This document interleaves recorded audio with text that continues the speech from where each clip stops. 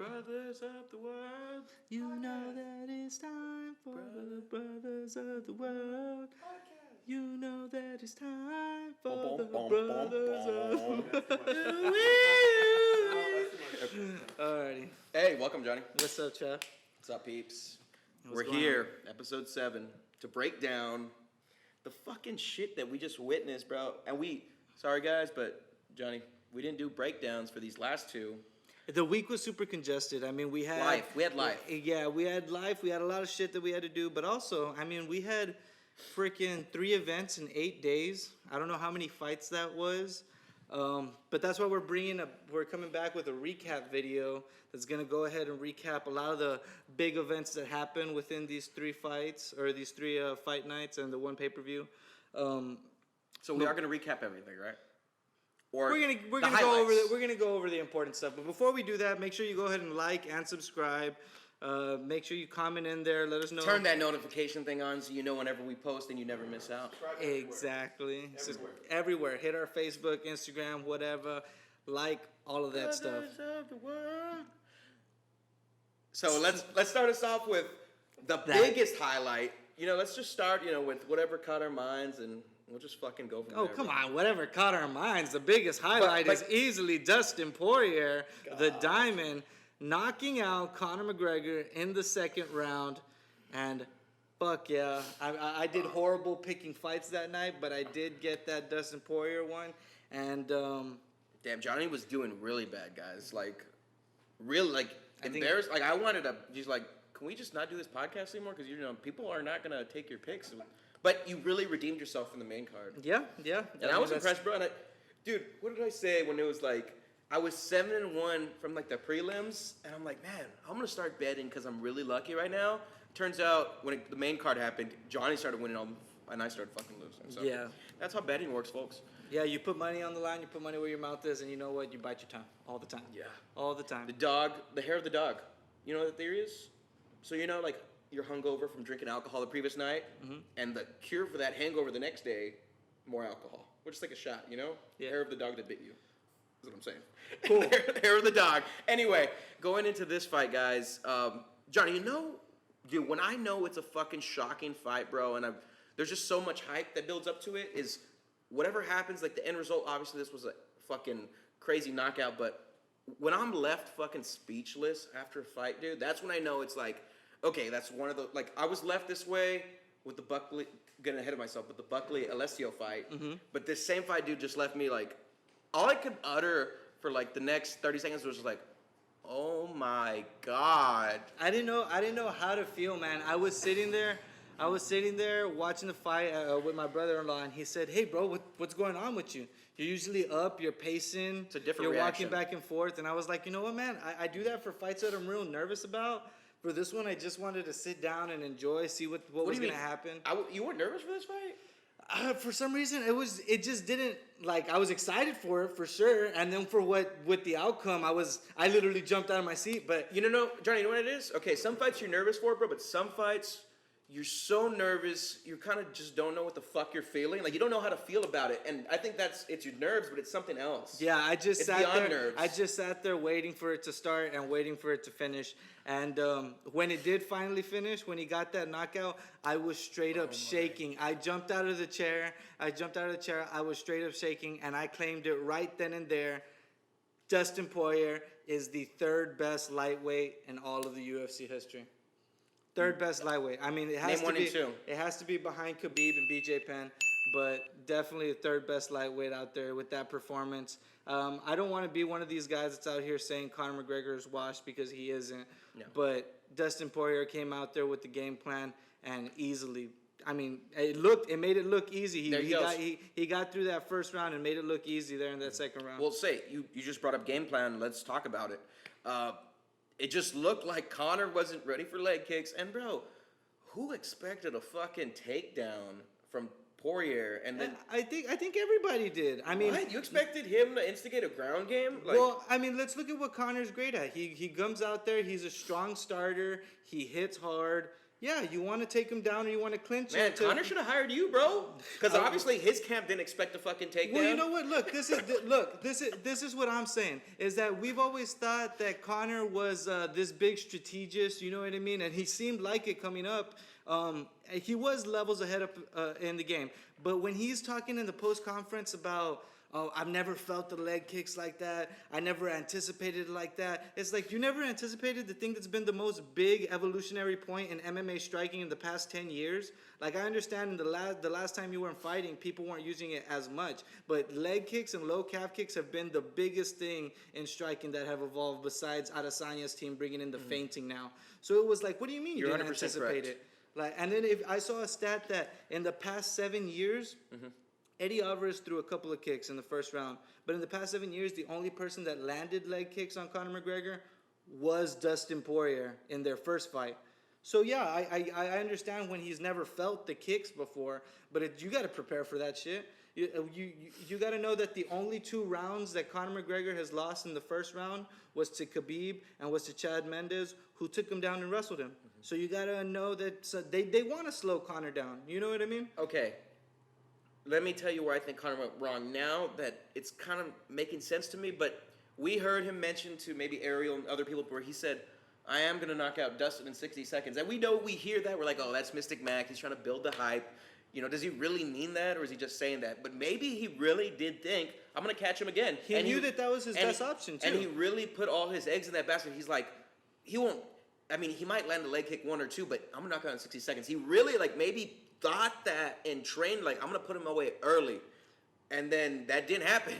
And if that was Conor's game plan, that was a terrible one. I think that's what he knew the way that he was going to win, because you know what, I'm thinking about it, let's just imagine in a perfect world where that second round Conor somehow survived. Did we think that he was not going to have enough gas in his tank to defend more takedowns, to defend more leg kicks, to defend more shots from Dustin? He had to finish him early. You know what I mean? Everybody said that if he got past the 3rd round that Dustin was going to take that fight. It's just that everybody believed in the mystique of Conor McGregor knocking him out. Dude, I'm just trying to go back into my emotions of the fight. And man, dude, right when you saw, okay, so let's go back to that late second round where the ending ensued. So a couple leg kicks, then Conor started catching him. They're catching up to him, the leg kick. So he started trying to catch him and go with the lead. Oh, before I get into ahead of myself, and Dustin mentioned this, dude, Conor was taking pictures, was admiring his own shots too much. And you know what I mean by that?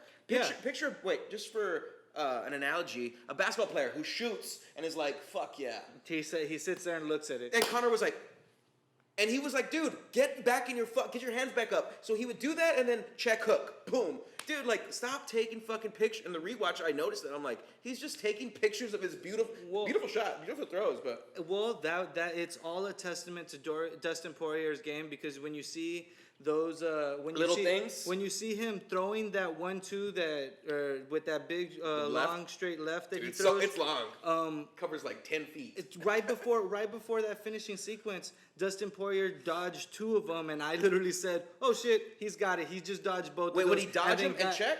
No. Right before that last finishing sequence, he dodged 2 and then got hit with another one, and then that's when he got hit. That was that check hook that he literally turned him around. Then he would just do that, right? No, it was the lead up to that. But that's all testament to Dustin's game plan, is that he knew exactly what Conor was gonna do and how he was supposed to get out of there so that he didn't get hit by that. And then I listened to Dustin today on First Take, and he came in, he said leading up to the fight he felt flat, in the locker room prior. But he said once he got in the cage, he said the madman came out. But he said in the fight, he didn't let the hype get to him in the first fight. Mm-hmm. There was a lot of the Conor McGregor that got him so famous, the talking shit, getting in your head. Obviously that Conor wasn't there, so Dustin, he didn't let the moment wasn't too big for him, bro. That was it, and it was a big moment though. Mm-hmm. We felt that the hype in the fucking you could feel it in the arena, you could feel it at home. There was just so much hype, and then man, Dustin just fucking shook the world.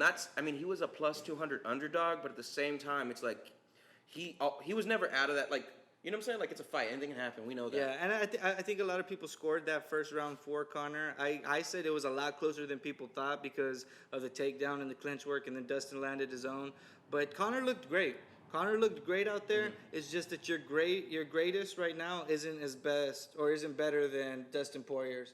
In my own notes, bro, after that first round, Mike was next to me. I don't know if Mike saw it, but I opened up a note that said Conor versus Poirier, and I wrote down round 1, 10-9 Conor. And I like here's me thinking, it's going to be one of those long, drawn-out wars. But I'm like, looking back, rewatching the fight, I honestly think Poirier did win that first round. Yeah, I said it was a lot closer. I had a Conor bias. Where I was watching it, everybody was like, Conor won that easy. And I was like, I don't know, guys. No. You need to look at other things. But Dustin Poirier won it there with the leg kicks and the boxing. But if we're going to talk about boxing, in that post-fight speech, he called out, not really called out, but threw out a little exclamation on Max Holloway and that he's not the best boxer. So that's just perfect because Max Holloway, on our first fight back, was fighting Calvin Kattar in that main event back that last Saturday. And Jesus Christ, that was such an amazing performance. I didn't tell y'all this via text because I wanted to tell y'all in person and I wanted to get it on camera in person. But I thought the fight should have been ended in the 4th round. He was literally a freaking pinball being punched along the cage. And go ahead. Can we play the soundbite of you on DC and Hawani? For sure. Johnny in Texas. Johnny, what's up? Yo, DC and Hawani, am I on? You are on, my friend. Yes, you are. Real quick question.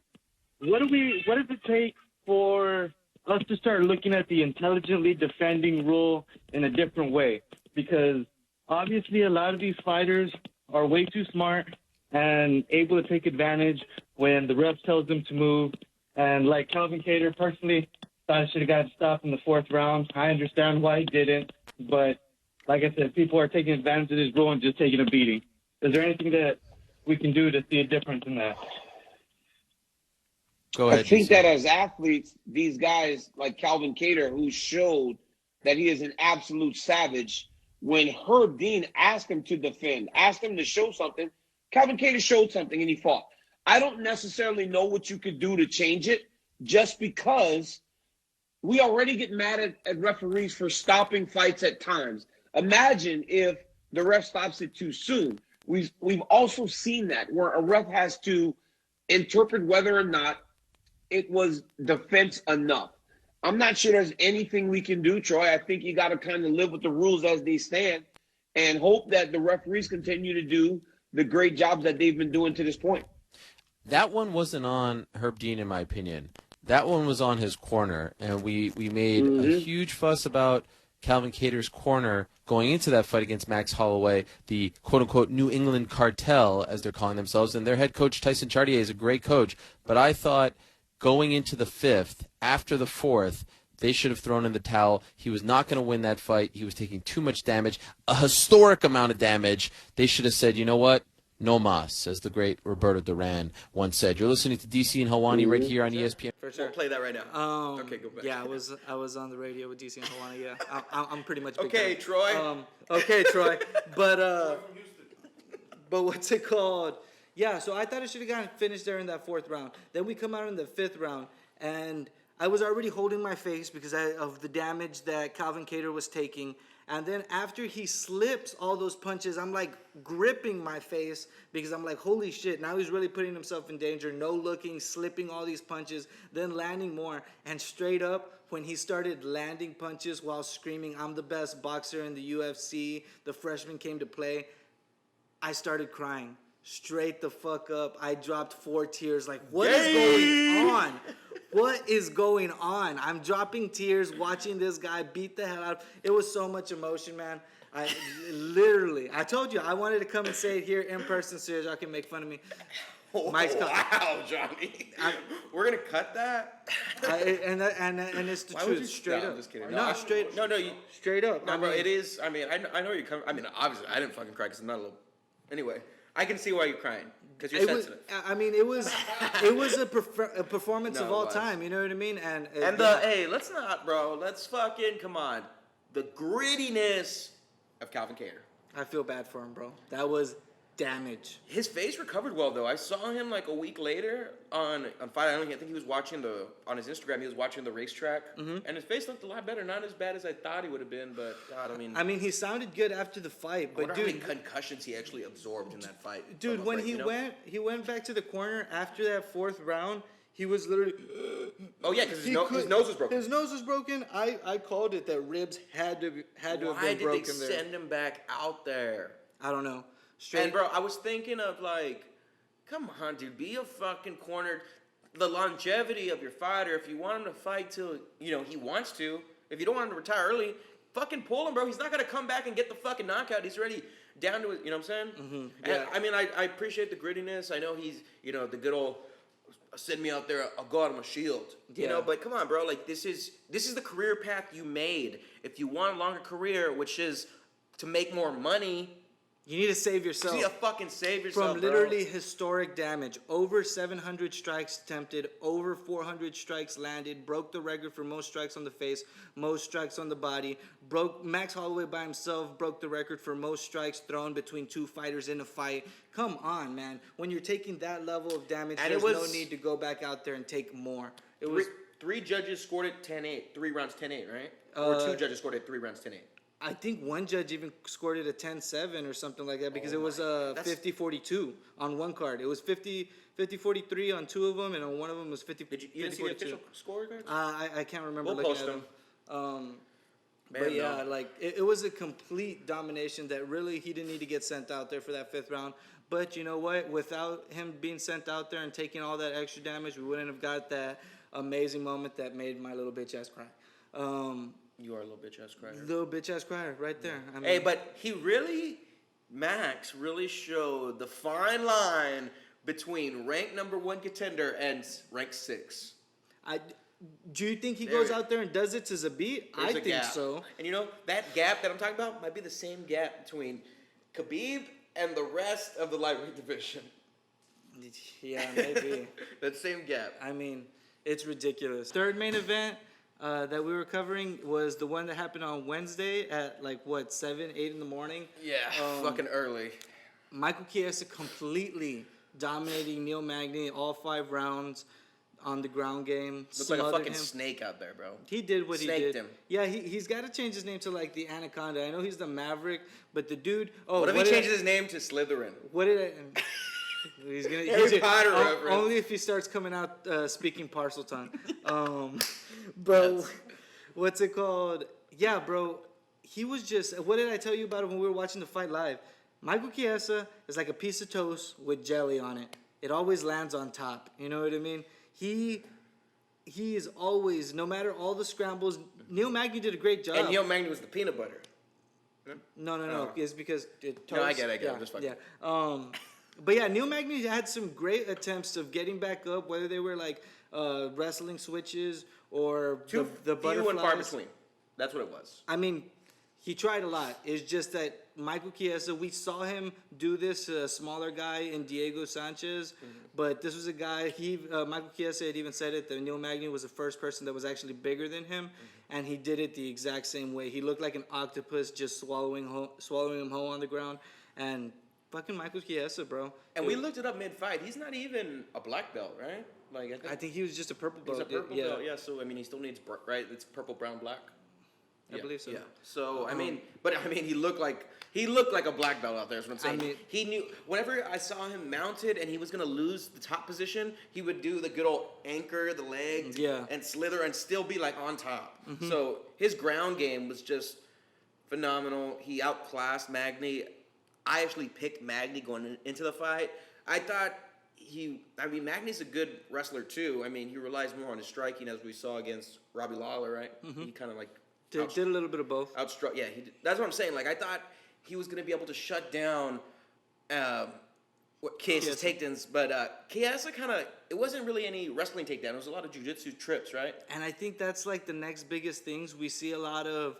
Besides Charles Oliveira throwing Tony Ferguson to the ground, we're seeing a lot of these jiu-jitsu guys. Carlos Diego Fierro, when he did it to Anthony Perez, they're turning it into jiu-jitsu transitions first rather than wrestling. You know what I mean? They may be using the wrestling to get in on that single leg or something, but it's turning into they automatically turn it into a jiu-jitsu situation. Or it's clinch pressure, and then from the cage, they've Jumping on back. They've mastered the takedown from the clinch against the cage. That's what it is. Yeah, Like, I think we're seeing a new evolution in jiu-jitsu. Khabib kind of does the same thing, but his is wrestling based. This one is like using the cage as a trip, and then Khabib is kind of like just suck your hips out from under you. Using the cage as a third limb. Exactly, Or and he likes to pin your neck right against it, like Yep. to where you're cranked up.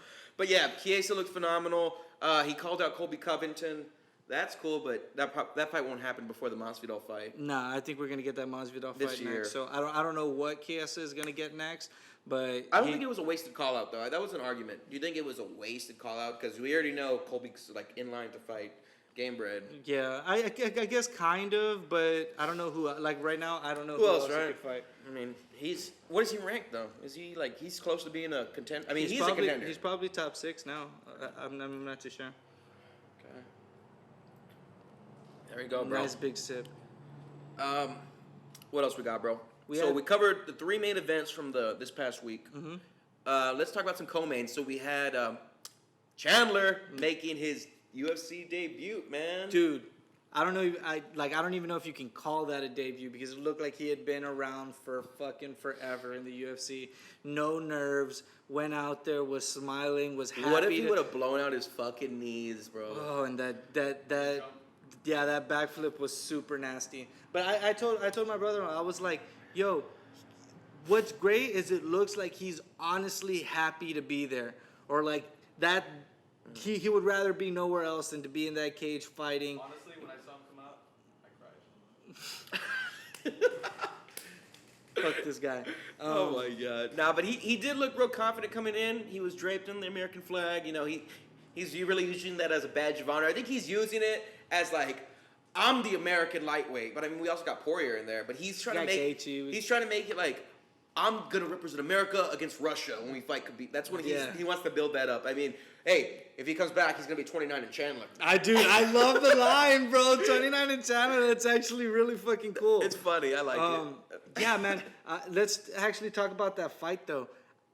I knew he was a smaller framed guy, although he's thick as a motherfucker. He's jacked. Dude, he looks way smaller. I know he was fighting a big, long Dan Hooker, but I think that actually helps him, bro. Like, those low kicks, he was able to catch Dan Hooker's kicks pretty easily. He was able to check them pretty easily. He was going to the body a lot. I was about to say, and then he started going straight for that body, and he's smaller against a tall, longer dude. It kind of made it a little bit easier for him. But that was the setup, though, Johnny. I mean, if you looked at him when he fought Benson Henderson earlier this year in Bellator, he was like building up the overhand right. It was like, let me hit your body, and as soon as your guard drops, I'm gonna come right over. Because it was okay. He starts the fight going like 1-2 body, 1-2 body, and then he hits you, and as soon as you think, oh, he's coming to second shot body, he drops it over the top, over your fucking hands, and yeah, he came in like he was gonna fake the straight to the body and ended up doing a hook. that's what he does. He He comes, okay, once he builds up the body, he comes low again, but it rises. You know what I'm saying? Like, it goes right over your guard. It's kind of like,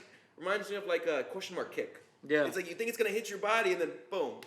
Yeah, so, fuck. Yeah, I know my buddy had texted me saying that. I bet the over. You bet the over? I told you to stay away from them times. I had one. I had a $50 bet it on Calderwood the fight before, and then I bet my winnings and my previous bet $80 on the over, and fight ended in the first round. I specifically told him do not go for the time because it could go all 5 rounds or it could end literally in the first round. Wait, it was a 5 round Oh, fight? 3 rounds. Fight. Yeah, that's why I was thinking it would go over, because it was a 3-round fight. That was my whole tough. What's gonna happen with Dan Hooker, man? He took his gloves off. He threw him in the cage. What did he say in the post fight? He didn't talk to anybody really. Oh, he didn't get a post fight? I don't think he really talked to anybody. No, I'm telling you, he walked out. He walked out, took his gloves off, and threw him inside the cage. So I don't know if that was his retirement. Oh, bro, you know what okay, talking about it, bro, and I know he didn't get knocked out, and neither did, he lost the fight, but the Poirier versus Hooker fight last year, bro, both of them just beat each other up, bro, and I just think that was, it was less than 6-7 months ago, right? Yeah, I think it was at the end of summer. Even though he didn't get knocked out that fight, he's had to have sustained a few concussions, because okay, look, McGregor couldn't stand Poirier's power. Hooker stood it for 5 fucking rounds. I think not Poirier, I think Hooker just absorbed too much damage. He didn't get knocked out, but it showed like his chin wasn't up to par. He should have rested more. I think that's what led to an early stoppage. 'Cause we don't see. I mean, dude, you look back at Hooker's, you look at his resume. He doesn't get knocked out early, He right? wins, whether he wins or loses, he's taking mad damage. He's taking mad damage, and you know what? All that shit is definitely going to come and bite you in the ass, especially when you got fucking Michael Chandler, who it seems to have freaking dynamite in his hands, because as soon as that hook landed, Touched it that was jaw. it was out. It was out, and it landed right 4 on ounce the tip of gloves, the jaw. baby. 4 ounce gloves, 14 ounce gloves. It don't matter when you're punching like that, baby. God damn it! Wow. So who did Chandler? Oh, he made a call out. Who do you right? think? Who do you think? Yeah, that was a great call out. He called out basically everybody in the division Called or in out the top five. Who do you think he fights next? I don't think. As much I'm on the Chandler train right now. Gaethje. I don't think he deserves a title fight. Oh no next, no. so. No title fight, but I would like to see him fight. Yeah, Gaethje. I want to see Oliveira and Dustin fight for the championship, and I want to see the number one contender spot Gaethje and Chandler, So and I want to see Conor and RDA. yeah, that's. I was gonna say that only leaves Conor and Kukui, because that's 5 and 6 right there. Yeah, but he already talked to. Remember, he was messaging RDA earlier before this fight. Yeah. That, he wanted to make that fight happen. And I would like to see the RDA fight happen. I would like to see the RDA fight happen because, shit, man.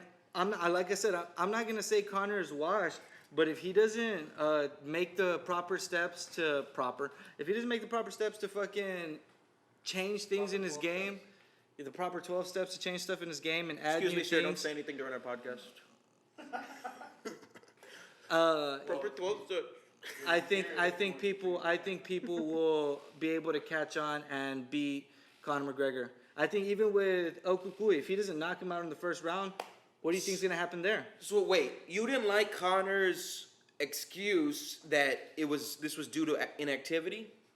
Like, Of course, it's due to inactivity. He's not the level of John Jones or GSP who can take 2, 3, 4 years off and then come back and still be ahead of the game. I mean, he did fight Cerrone last year, and I Poirier know. also did have one fight last year. Yeah, They but both had one fight last year. no, Poirier had 2 fights, didn't he? No, he just fought Hooker last year. It doesn't matter. He's been active. And he's been winning. He's had how many fights since their last fight? You know what I mean? That's a fact. He's only lost to Michael Chandler. I mean, You know not what it Michael is? Chandler, Michael Johnson and Khabib. You know what it is? It's more wins against better competition in that activity instead of Conor fighting. He fought Cerrone, but that was his one win in 5 years or whatever. And you know what? I gave that, like everybody was talking about, oh man, that's an old washed Donald Cerrone. And you know what? You can say that, but you know what?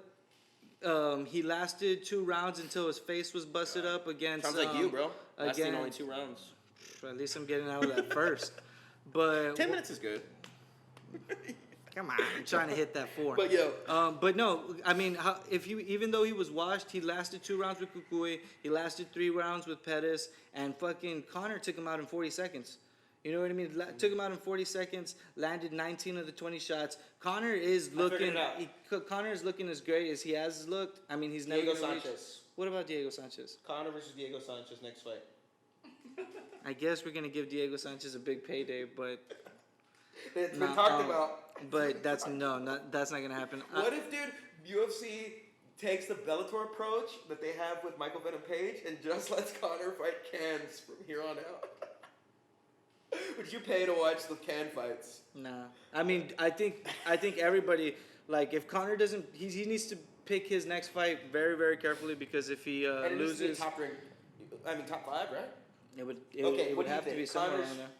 You think should he take a fight that's going to kind of build him back up, like on the road, or should he immediately step in and fight a top 5 again? No, that's what he needs to do, because if he loses another one, it's like, So hey, fight you a fight just- to build him up again? yeah, What he's rank is Okukui right now? 5? Okukui, yeah, he's ranked above him at 5. Okay, so maybe somebody, and who's past that? Kevin Lee! Where does Kevin Lee fit into all this? Right there, baby. Right fucking there. The meme, right? The meme has become The reality. meme is reality, and Kevin Lee's like, payday, This works out for, probably won't happen, but just for shits and gigs. Kevin Lee. Can Kevin Lee's wrestling take down Conor? I mean, I think it's interesting. I would want to see it because I feel like at this point, Conor he wants to fight again. He mentioned that, and that's what I really respect about him because Conor's already made shitloads of money. He doesn't need to fight. So obviously, right now, purely fighting for legacy. A lot of people are fighting for still, for money because they need that's their career. Conor's fucking made, bro. His kids are made, and that's my point. That's why I love the Notorious, and that's why it was tough to see him lose because he came back for the love of the sport, and it didn't end. He didn't get the dub. But the point is, after the fight, he said, I want to do it again. He did. He could have very easily took off his gloves and been like, man, I'm gonna retire, go back to Ireland. But he didn't. He said, I want more fucking fighting. Yeah, man. Right? You like that? We'll see what. Can we talk about Nate Diaz? Nate Diaz might fucking talk himself into a championship fight, and this is great Yeah, because even Dustin Poirier in the post-fight conference said, Chandler, I'm not interested. He's only had one fight in the UFC, but I haven't got to beat Nate Diaz's ass. And it's like, wait, what, bro? Nate Diaz does not deserve this. But of course, he's gonna open his mouth and he's gonna fucking get it, man. Did you hear what DC said on Hawaii? No. He said if if Poirier wants another big payday, like he got $1 million for just showing up. This isn't incentives from pay-per-view buys or whatever other bonuses were attributed to that win. $1 million just to show up for the Conor fight. So if he wants another big payday, DC said he needs to either fight Nate Diaz or do Conor 3. And it's Nate Diaz. You go Nate Diaz. But the crazy thing is that Dustin Poirier's next fight is for a belt no matter what. Khabib's not coming back, so Dustin Poirier's next fight is for a belt. So are we really going to give Nate Diaz a fucking chance to get this title? Nate Diaz. Okay, Johnny. Nate Diaz got 2 call-outs this week, though, right? Warley Alves, after he knocked out Laziz in the first round. Marijuana guy. Yeah, so a welterweight called him out. Pretty good welterweight. Right? He fought on the co-main of Wednesday of Chiesa and Magny. And then after, of course, we saw Poirier, the fucking #1 contender, call him out. So Nate Diaz, he's doing good. I can't wait. He's gonna fight again. And we're all, if you're a true MMA fan, you're looking forward to Nate Diaz. You don't think Dana is licking his lips at the idea of selling Dustin Poirier versus Nate Diaz? That's gonna sell. You know what I mean? Especially because Dustin Poirier is a good guy. Dustin Poirier doesn't beef with anybody. Yeah. He beefs with Nate Diaz, the guy that beefs with everybody. And he has some hot sauce for that beef. Ooh, that's a good one. I was going to shrug that off, but that was a pretty good one. Hey, but let's talk more about Nate Diaz. So Nate Diaz, and I also heard this one, Conor, I know I mentioned he can fight RDA. He can fight Kevin Lee. That's just funny, right? Anyway, he could also do the trilogy with Nate Diaz at lightweight, because Nate Diaz is coming down lightweight. That looks cool. And then if he wins that trilogy, do the trilogy with Poirier. But do you really think that this is what's fucking hilarious? Is do you really think Nate Diaz is gonna fight Conor off of a loss? He doesn't fight anybody off of a loss. Dude, Nate Diaz always says. You don't think Nate Diaz doesn't want a money fight? Okay, which fight would make Nate Diaz more money, Conor or Poirier? Conor for sure, but he's definitely gonna. This is an opportunity for Nate Diaz to big time Conor McGregor. You do not think he's gonna be like, I don't want to fight that guy. Okay, so he's a loser. Let's look at Nate Diaz's options. Okay, let's say he does your route. He chooses Poirier, fights Poirier, loses. Does he still have the opportunity? He still has a Conor fight. Conor lost to but what Poirier if as well. What if Conor picks up like a win or two within that? You think he wants to go down and fight Nate Diaz again? The Nate Diaz fight will always be there. Conor knows that's super that could be big their money retirement as well. fight, right? Yeah, that's always going to be there. But I think right now is the perfect time, especially with Dustin wanting to fight Diaz. I think it's the perfect time for Diaz to big time Conor. Just say, hey, you're a loser right now. I don't want to fight a loser. Let me mention this about Dana Conor related. So Dana, obviously, he was putting all his eggs in the basket. Conor's going to win. Conor's going to call out Khabib. Conor Khabib too. We're doing. Did you see that slimy video of him in Khabib's ear? This fight with Poirier is trending bigger than the fight with you and Conor on pay-per-view. Imagine what you and Conor would do in another fucking fight. Just saying. I'm just saying. Go ahead. Okay, so that was his whole, thing. He was eager. He was about to bust. Yeah, he was edging it. Then it happened. Poirier wins. Poirier wins. English, baby. It's hard. Anyway, Poirier wins.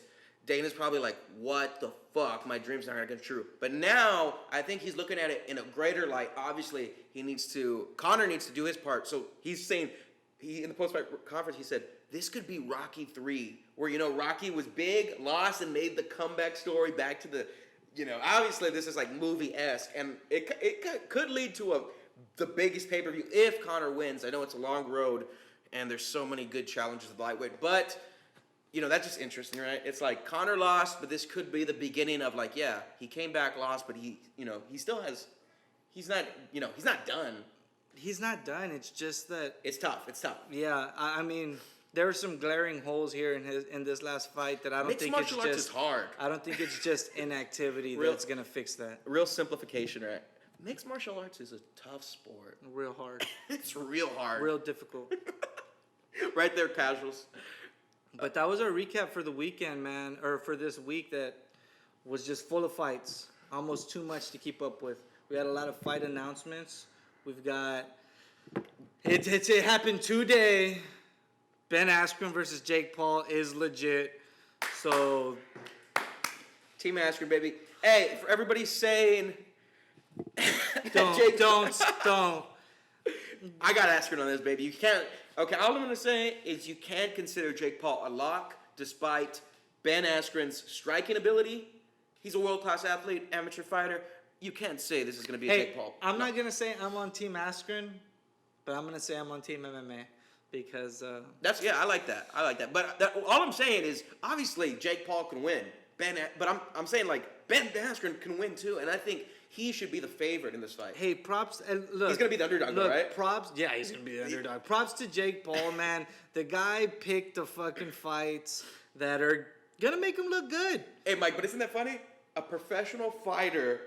who's fought professional mixed martial arts. Who is a champion in two different divisions, two different organizations, one and Bellator. Is the underdog against a guy with 2 amateur fights, 2 wins over a YouTuber and an old NBA basketball player. That's a bet to make. I don't think I would. No, I'm not going to bet on it. Look, I'm Team MMA, but Jesus Christ, Ben Askren, please go out there and win MMA, baby. Yes, please. We have a fight, not this weekend, but February 6th. And then we just heard that February 13th. It's Overeem versus Volkov, right? Yes. Okay. But February 13th is going to be Gilbert Burns versus Kamaru Usman for the welterweight belt. And that whole card is stompsman, baby. Sexy, man. From top to bottom, it is a great card. We have a lot of stuff coming up. We got the Godzilla trailer that just came out, Godzilla vs. King Kong. We're definitely going to do a review / recap / reaction to that. Lots of different content coming out. Make sure, we said at the beginning, like, subscribe, hit the notification. Give us in the comments, tell us what you like, what you didn't like, should we kiss, should we do other stuff. I'm sucking, baby. Jason Herzog is the best ref in the game right now, and we're out. Steve Mazzagatti. Come on, let's go.